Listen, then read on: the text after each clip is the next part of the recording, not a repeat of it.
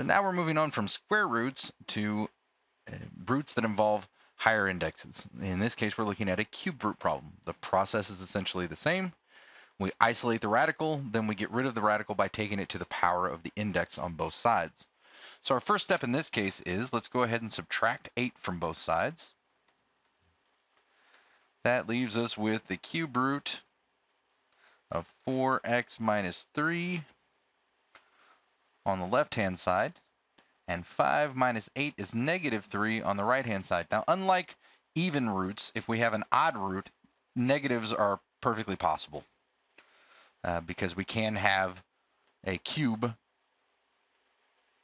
that results in a negative value. We can have a cube root that results in a negative value as well. So what we want to do now is, since we are taking the cube root, we want to cube both sides.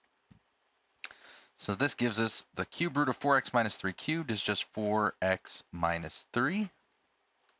And then negative 3 cubed is negative 27. Add 3 to both sides and we get 4x equals negative 27 plus 3 is negative 24. Finally, divide both sides by 4 and we get x equals negative 6. Now let's not forget to check our solution. We do that by plugging the value of our solution into the original form to see if it yields a true statement, if it satisfies the equation. So the cube root of 4x, so 4 times negative 6 minus 3 plus 8, we want to know, does that equal 5? So that's the cube root of 4 times negative 6 is negative 24. Minus 3 is negative 27. So the cube root of negative 27 plus 8, again, we want to know, does that equal 5?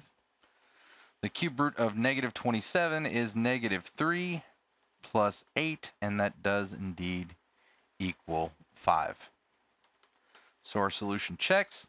The cube root of 4x minus 3 plus 8 equals 5 when x equals negative 6.